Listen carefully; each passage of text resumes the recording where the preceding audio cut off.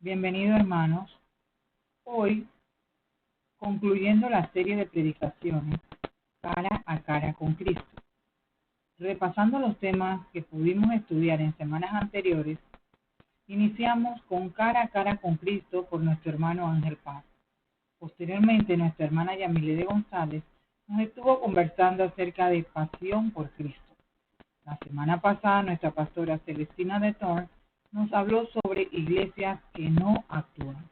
En el día de hoy, nuestro tema central estará sobre crecer con mi iglesia. A esta predicación le he colocado el nombre vasijas rotas. ¿A qué nos referimos con este tema? ¿Dónde queda aquel cristiano que ve a su iglesia crecer en todos los aspectos, pero él no crece? ¿Qué es lo que pasa? ¿En dónde radica el problema? Para esto, estaremos estudiando nuestra porción bíblica, segunda de Pedro 3:18. Nos dice así: pero conozcan mejor a nuestro Señor y Salvador Jesucristo y crezcan en su amor. Gloria a Él y para siempre. Permítanme orar un segundo. Bendito Padre Celestial, en esta hora, Señor, te pedimos que abras nuestro entendimiento y pongas nuestra disposición en nuestro corazón, Señor, para poder aprender y poder conocer el mensaje que tú tienes para nosotros hoy. En el nombre de Jesús, amén. Seguimos con nuestro texto bíblico. Hoy, el apóstol Pablo nos dice que conozcamos mejor a nuestro Señor y Salvador Jesucristo y que crezcamos en su amor. Nos toca hablar hoy de cristianos que no crecen. Aquellos cristianos que han aceptado al Señor en su corazón, están caminando en el Evangelio, en su fe, pero han quedado allí, han quedado parados, han quedado detenidos, no han crecido más. Esta palabra y esta porción bíblica que acabamos de leer es una ordenanza que nosotros tenemos que crecer en el conocimiento del Señor Jesucristo y nuestra fe. Crecer es un proceso normal de todo ser vivo. Nosotros tenemos que crecer y tenemos que desarrollarnos para poder conseguir la madurez y la estatura y la contextura y la fuerza que nos permita poder enfrentarnos, poder desarrollarnos como seres completos. Pero retomando el tema, ¿qué pasa con aquellos cristianos que escuchan el mismo sermón, alaban al mismo Dios, compartimos la misma Biblia, porque la Biblia de aquellos cristianos no es diferente a la de nosotros? No es una Biblia que sea católica, que puede tener más libros, o no es un libro de los testigos de Jehová. Es la misma Biblia que estamos compartiendo. Pero, ¿por qué en algunos sí tienen retos, tienen desafíos y otros no toman esos desafíos? ¿Qué está pasando con aquellos cristianos que simplemente se conforman con estar allí quietos, quedar separados, detenidos? La respuesta es sencilla. Pues sufren de pereza espiritual e inmadurez espiritual. Mucho de esto que está afectando a los hermanos tiene que ver con la carnalidad, pues todo se centra en ellos, en el egocentro de ellos. Es porque yo no me siento cómodo, yo no me siento identificado, no me siento a gusto, es que no se me incluye, y van a tener una serie de excusas por las cuales no van a querer crecer, pero más que todo está en ellos mismos. Todo lo van a ir relacionando en torno a ellos mismos. Solamente van a pensar en ellos mismos. Hay diferentes posturas. Una de las posturas es: el crecimiento lo da Dios cuando Él quiera dármelo. Otra postura muy cómoda es: lo que pasa es que yo soy nuevo en la fe y yo poquito a poquito voy a ir entendiendo la palabra. Otra postura es: no crezco porque es que a mí no se me está ayudando, ni se me está mentoreando, ni tengo una persona que me esté guiando en la lectura de la palabra. No. Y otra postura muy diferente es que yo no formo parte de ningún grupo de la iglesia, y como no estoy en ningún grupo de la iglesia, por eso no conozco ni qué es lo que hace la iglesia y por eso yo tampoco crezco.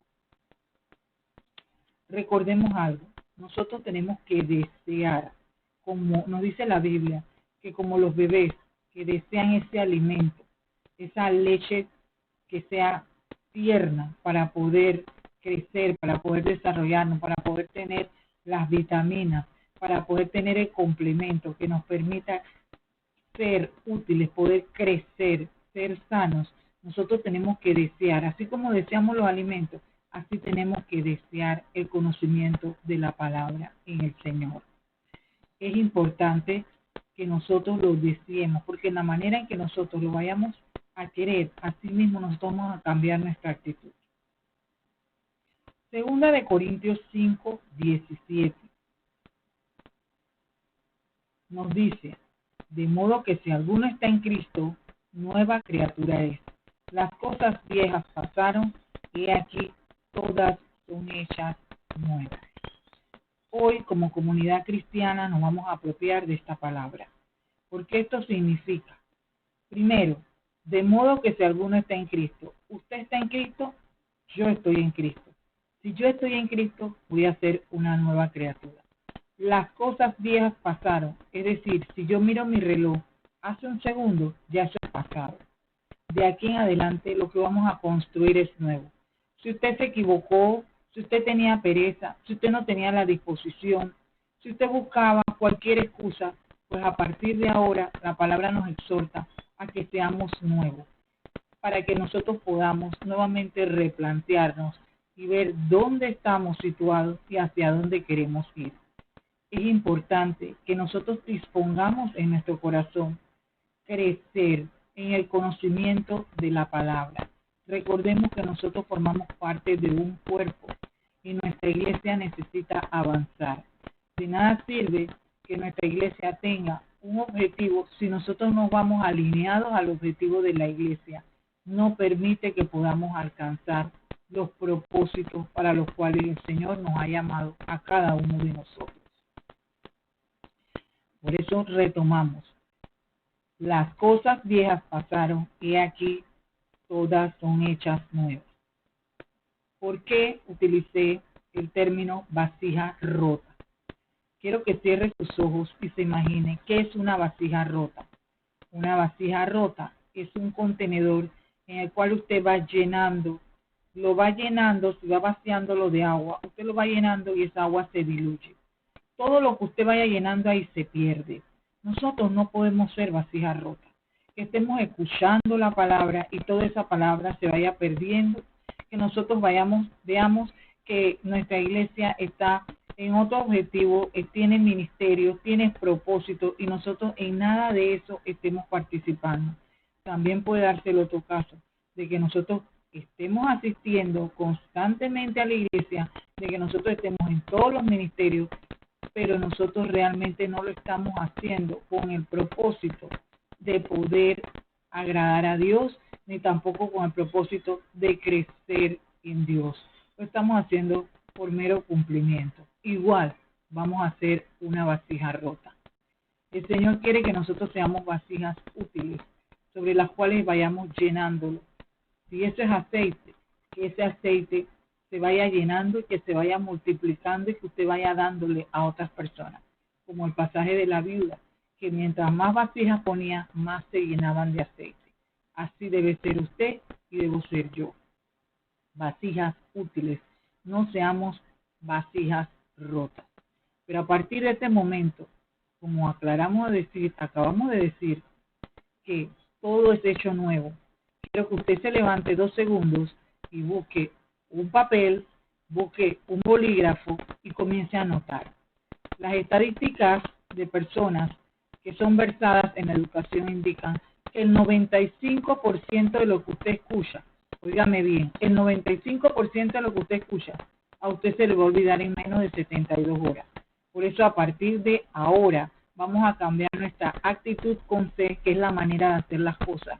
Y de ahora en adelante vamos a buscar un cuaderno y lo vamos a designar para anotar el nombre de las enseñanzas, quién dictó las enseñanzas y los puntos más importantes de esa enseñanza. Cuando se termine la enseñanza, usted tiene una tarea que hacer Y la tarea que hacer es investigar y adentrarse en esa palabra que el Señor quiso que ese día usted conociera, para que de ahí en adelante usted vaya a ver su crecimiento poco a poco. Usted va a cambiar. Esa es la actitud que usted va a poner para poder crecer. Brevemente, vamos a ver 3 puntos importantes de esta enseñanza. Crecer con mi iglesia. Número 1, y anote. Dios quiere que te alimentes constantemente a través de su palabra. Para ello estaremos viendo 1 de Corintios 15:58. En tal sentido, Pablo nos anima a seguir creciendo y nos dice: por tanto, mis queridos hermanos, sigan firmes y constantes, trabajando siempre más y más en la obra del Señor, porque ustedes saben que no es en vano el trabajo que hacen en unión con el Señor.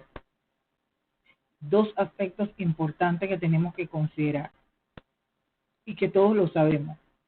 Lo que está en buena salud siempre va a seguir creciendo. Lo que está bien va a seguir creciendo.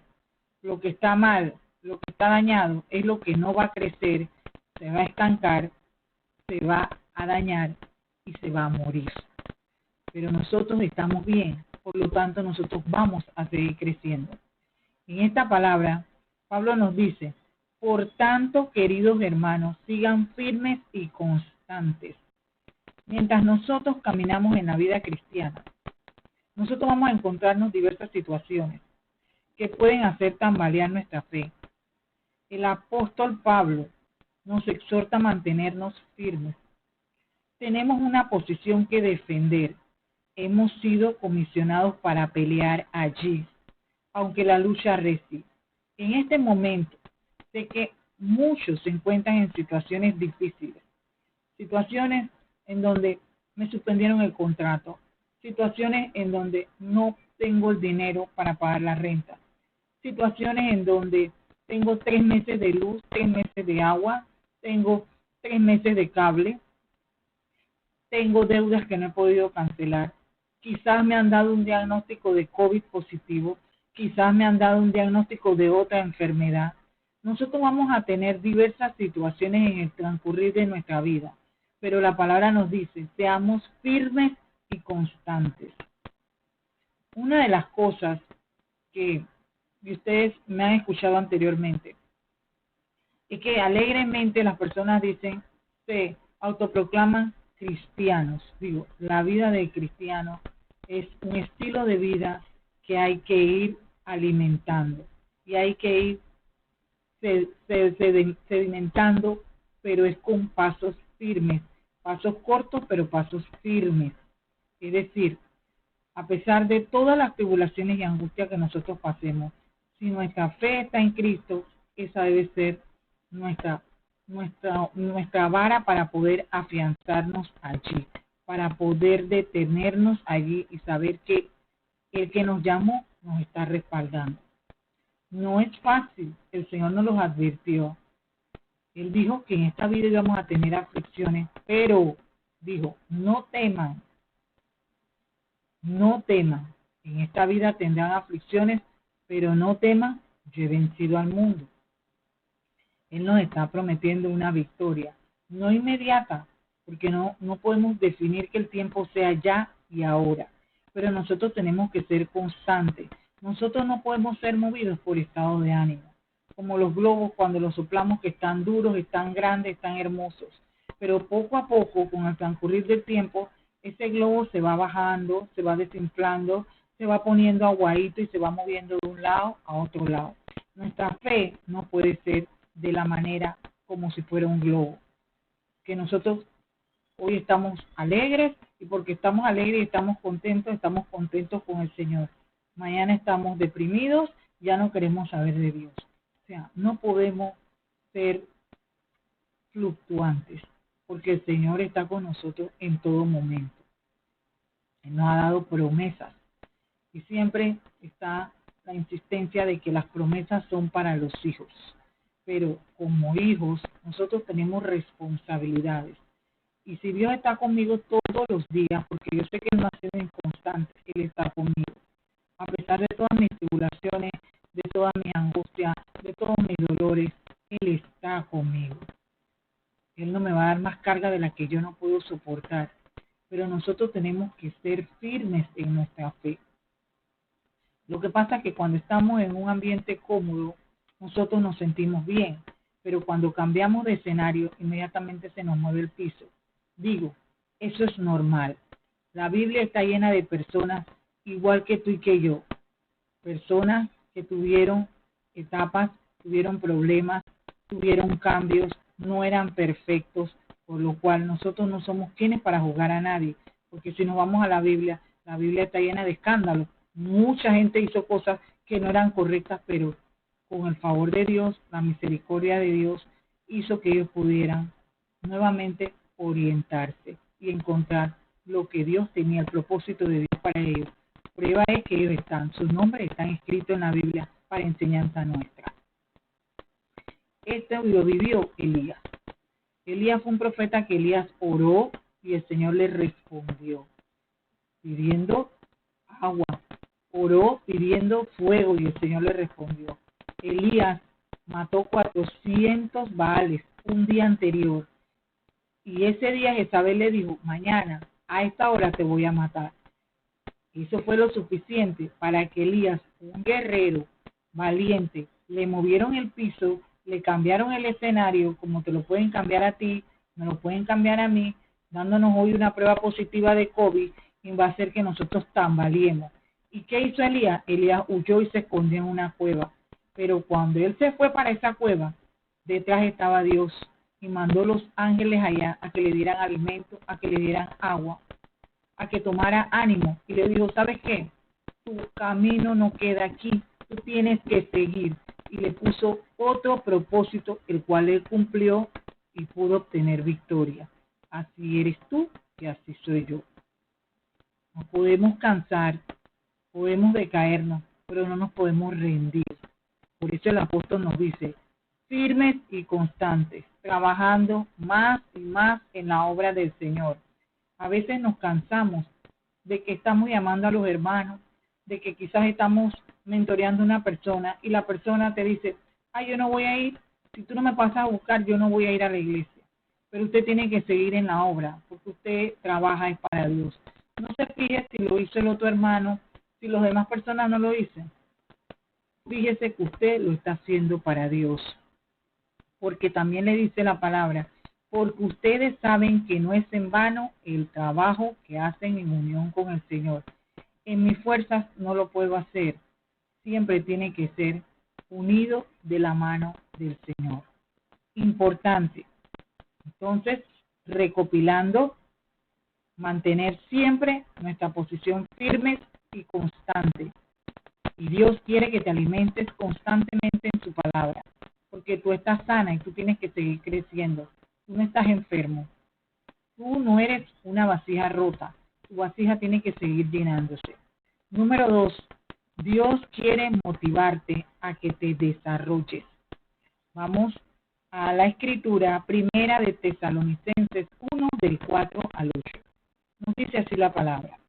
Hermanos, amados por Dios, sabemos que Él los ha escogido, pues cuando nosotros le anunciamos el Evangelio, no fue solamente con palabras, sino que lo hicimos también con demostraciones del poder de Dios y de la actividad del Espíritu Santo, y con una gran abundancia de gracias. Bien saben cómo nos portamos entre ustedes buscando su propio bien. Ustedes, por su parte, siguieron nuestro ejemplo y el ejemplo del Señor, y recibieron el mensaje con la alegría que el Espíritu Santo les daba en medio de grandes sufrimientos. De esta manera llegaron a ser ejemplo para todos los creyentes en las regiones de Macedonia y Acaya. Partiendo de ustedes, el mensaje del Señor se ha extendido no solo por Macedonia y Acaya, sino por todas las partes, y se sabe de la fe que ustedes tienen en Dios, de manera que ya no es necesario que nosotros digamos nada. Importante en este punto, para que lo anote. que se sientan inspirados de compartir su fe con otros y que entiendan que las personas no lo están rechazando a usted, sino que están rechazando a Cristo. En este pasaje, que fue escrito por Pablo, por Silas y por Timoteo, recordemos que ellos comenzaron a hacer crecer la fe en la iglesia de Tesalónica. Y aquí, como nos dice el pasaje, la iglesia de los tesalonicenses siguieron el ejemplo. Pablo estaba agradado de que ellos siguieron el ejemplo. ¿De quién? De ellos mismos, de Pablo, de Silas y de Timoteo. Que aún cuando conocemos toda su historia, de que ellos estaban en cisternas, de que ellos fueron maltratados, de que fueron ultrajados, de que estuvieron presos, y nos dice la palabra, estaban con la alegría del Espíritu Santo. Prueba de ello que ellos hacían cánticos en medio de esa cárcel. Ellos no les interesaba la situación en la cual ellos estuvieran involucrados. El ambiente no era lo que a ellos les intimidaba. Ellos sabían que estaban con Dios y defendían su fe. Esto va muy de cerca con lo que acabamos de platicar hace un segundo. No importa cuál sea tu escenario, tú tienes que centrarte en que Dios está contigo, en que esa fe tiene que permanecer. Y vamos a ver un ejemplo aquí con la pareja de Priscila y Aquila. ¿Quiénes eran Priscila y Aquila? Una pareja, un matrimonio. Este matrimonio acogió a Pablo cuando él fue a Corinto. Allí ellos trabajaban haciendo carpas y Pablo también trabajó. Durante año y medio, Pablo a ellos le enseñó la palabra, de tal manera que ellos tuvieron tanto amor por esa palabra que ya ellos se desplazaban a otros lugares a llevar la palabra. Y en esos otros lugares ellos conocieron a Apolos y vieron que Apolos tenía una destreza del conocimiento de Dios, pero solamente conocía lo que había aprendido de Juan el Bautista. Y ellos trajeron a Apolos y le compartieron su conocimiento. Hoy en día vemos que Apolos era una persona que conocía mucho de la palabra también, pero ellos compartieron su fe. Eso nos exhorta este pasaje, que compartamos nuestra fe. Y si aún usted es rechazado, tiene que entender que no lo rechazan a usted como persona. Tiene que despojarse de su carnalidad. Están rechazando la palabra por muchos motivos. Uno de ellos es que la persona a la cual usted le está llevando la palabra se sienta indigna porque no ha conocido la misericordia y el amor de Dios. Hay un pasaje que resume lo que estábamos conversando hace un momento, que cuando usted lleva la palabra y la persona rechaza esa palabra, no lo está rechazando usted. Vemos en la historia de Lucas 7:36, Jesús en el hogar de Simeón el fariseo. Uno de los dos fariseos rogó a Jesús que comiese con él, y habiendo entrado en la casa del fariseo, se sentó a la mesa. Entonces una mujer de la ciudad, que era pecadora, al saber que Jesús estaba en la mesa, se acerca a la casa del fariseo, trajo un frasco de alabastro con perfume, y estando detrás de él a sus pies llorando, comenzó a regar con lágrimas sus pies, y lo enjuagaba con sus cabellos, y besaba sus pies, y lo ungía con perfume. Cuando vio esto el fariseo, que él le había convidado, dijo para sí: si fuera profeta, conocería quién y qué clase de mujer es la que le toca, que es pecadora. Entonces Jesús respondiendo le dijo: Simón, una cosa tengo que decirte. Y él le dijo: di, maestro. Un acreedor tenía dos deudores. El uno le debía 500 denarios y el otro 50. Y no teniendo ellos con qué pagar, perdonó a ambos. Di pues, ¿cuál de ellos le amará más? Respondiendo Simón dijo: pienso que aquel a quien perdonó más. Y él le dijo: rectamente has juzgado. Y vuelto a la mujer, dijo a Simón: ¿ves esta mujer entre tu casa, y no me diste agua para mis pies, mas ésta ha regado mis pies con lágrimas y los ha enjugado con sus cabellos. No me diste beso, mas ésta desde que entré no ha cesado de besar mis pies. No ungiste mi cabeza con aceite, mas ésta ha ungido con perfume mis pies. Por lo cual te digo que sus muchos pecados le son perdonados, porque amó mucho más aquel a quien le perdonan poco, poco ama. Hermanos, nosotros no somos quienes para juzgar a quién le vamos a llevar el evangelio y a quién no. Dios nos dice que no hagamos acepción de personas y este pasaje claramente nos lo indica. Claro que Jesús sabía que esa mujer era una prostituta, pero ella estaba llorando pidiendo la misericordia de Él y Él se la dio.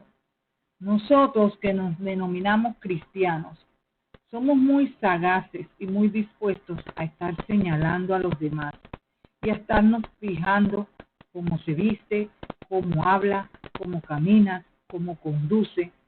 El evangelio es sencillo, simplemente se reduce en amar a Dios por sobre todas las cosas, llevar su palabra, que es la gran comisión, ama a tu prójimo.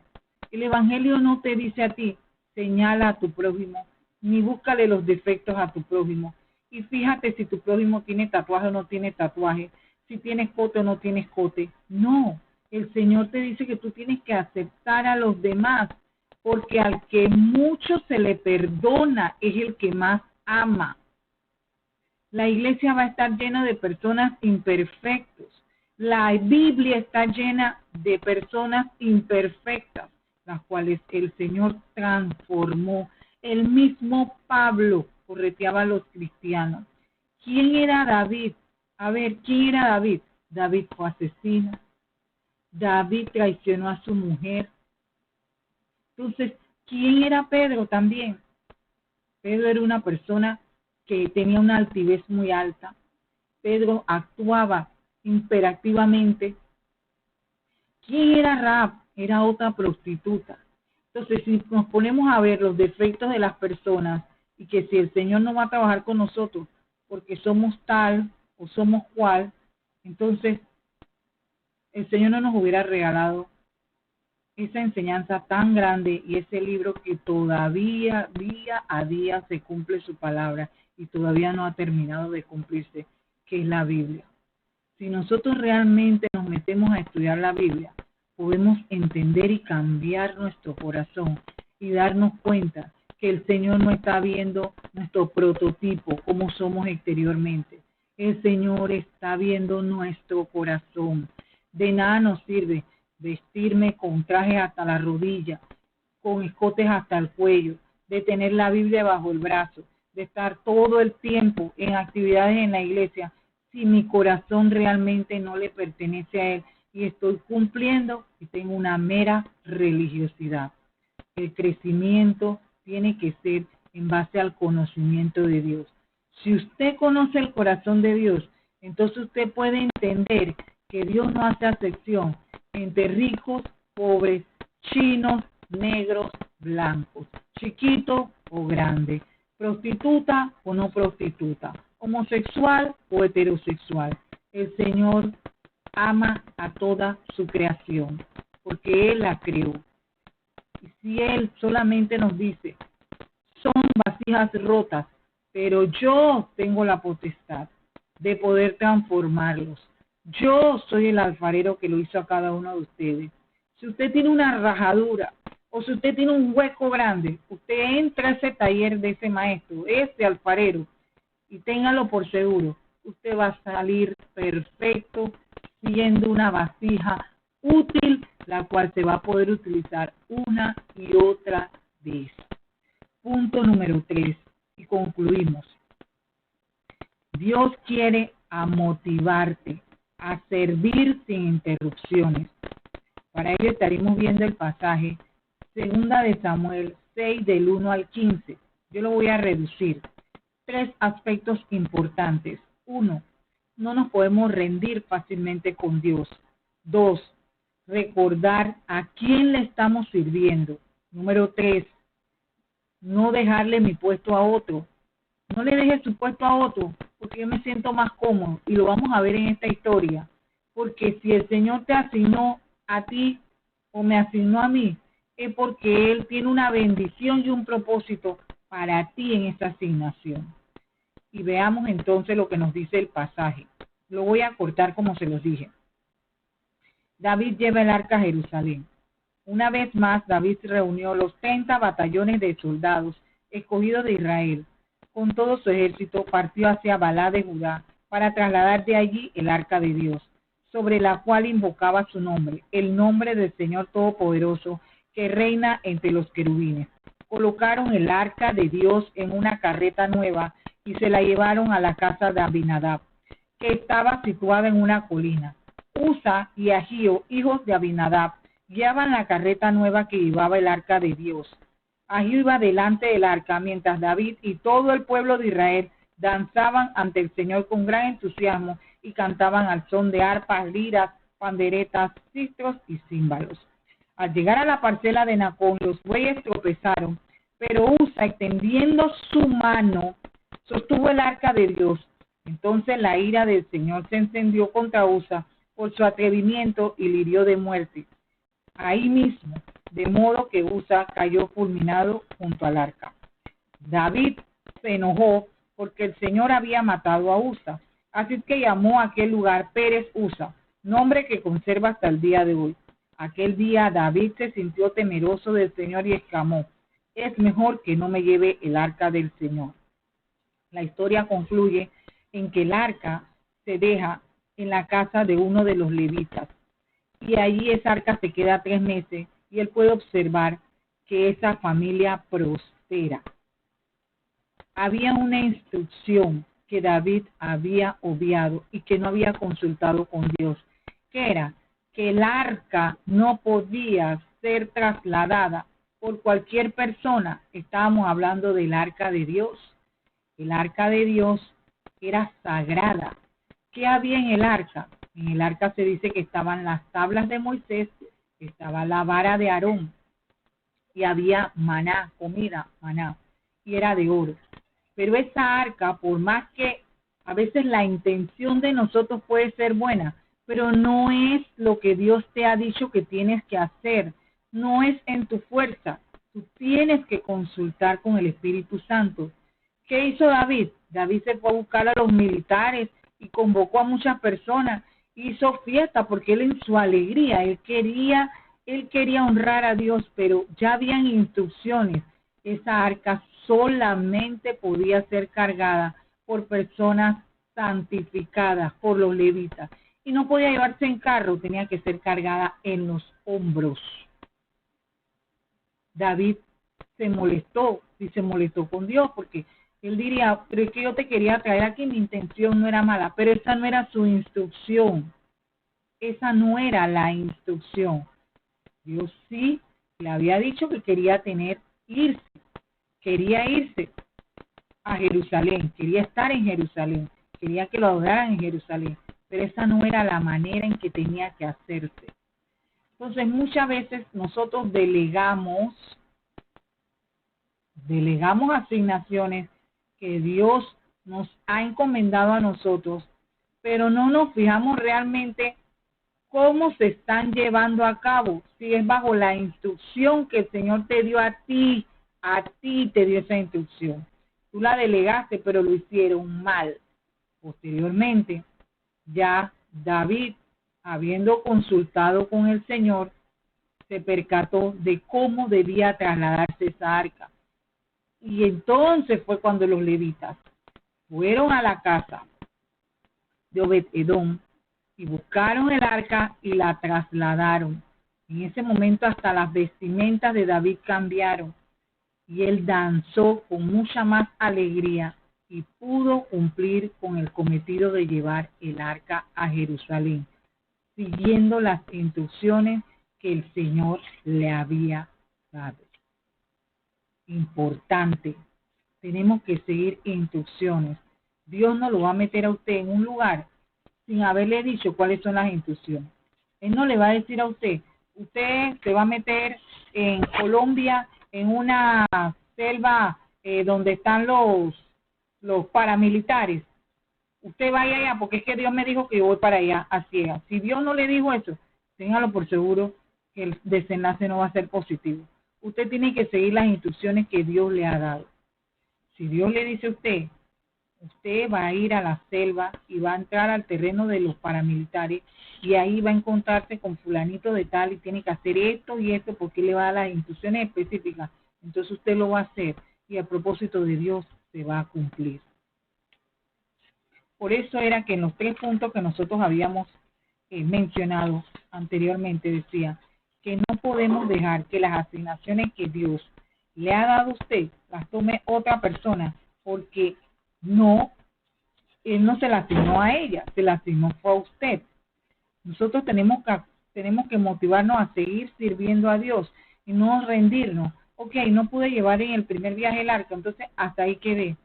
Se te asignó un ministerio y de repente el ministerio no prosperó y hasta ahí llegué, pues ya yo no voy a hacer más nada. Y no solamente en el ámbito de la iglesia. El Señor te dijo que emprendiera en este tiempo en donde hay mucho emprendimiento y usted tiene la idea de que si usted tiene mucha habilidad en la comida, el Señor le dice, bueno, dedícate a hacer comida, y salí el primer día y no vendí ni una comida, ya yo no voy a seguir haciendo comida. No, usted tiene que seguir siendo constante, porque usted no se puede rendir. Tiene que ser fuerte, esforzado y valiente. Tiene que seguir las instrucciones. Si a usted se le dio una asignación, no se la esté pasando a otro. La bendición es para usted. Lo que pasa es que yo tengo mucho trabajo. Sí, el Señor sabía que tú tenías trabajo, pero te escogió a ti para que lo hicieras. Entonces, hay un propósito. 2, tampoco quiero decir con esto de que porque yo estoy haciendo todo lo que el Señor me dice, yo tengo que ser bendecido, prosperado y voy a estar en victoria. No, esto no es un canje, ni la iglesia es un multinivel. Eso es importante. Nosotros tenemos que crecer en nuestra fe.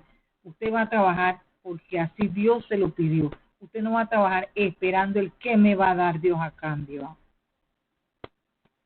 Leyendo un poco sobre los levitas no tenían salario, los levitas no tenían parcela, los levitas no tenían nada, ellos solamente se agradaban de servir a Dios y de las ofrendas que las personas le daban, porque ellos le servían a Dios. Debiéramos de aprender un poquito nosotros eso. Conclusión. Tenemos que crecer para evitar caer en falsas enseñanzas. Una vez que no caemos en falsas enseñanzas, conocemos la verdad y desarrollamos el amor. Una vez que crecemos en la verdad y el amor, desarrollamos la unidad y estamos capacitados para edificar a otros para que puedan llegar a la madurez en Cristo. Es cierto que muchas personas mueren sin haber llegado a crecer. Un claro ejemplo de esto es el ladrón que fue crucificado con Jesús. Él no tuvo tiempo para crecer porque murió. El problema viene cuando el tiempo pasa y nosotros seguimos igual. La realidad es que la conversión nos tiene que dar un deseo ardiente de ir en pos de Dios y de santificarnos, ya que Dios no murió para que sigamos viviendo igual que como vivíamos antes. No puede ser que pasen los años y sigamos deseando las cosas que antes deseábamos, comportándonos de la misma manera que lo hacíamos antes, mirando las cosas que mirábamos antes, conociendo de la Biblia lo mismo que conocíamos antes, que siga pasando en nuestra vida sin que le hablemos a nadie de Cristo. Los israelitas fueron detrás de Dios, pero siguieron deseando las cosas de Egipto y por eso perecieron.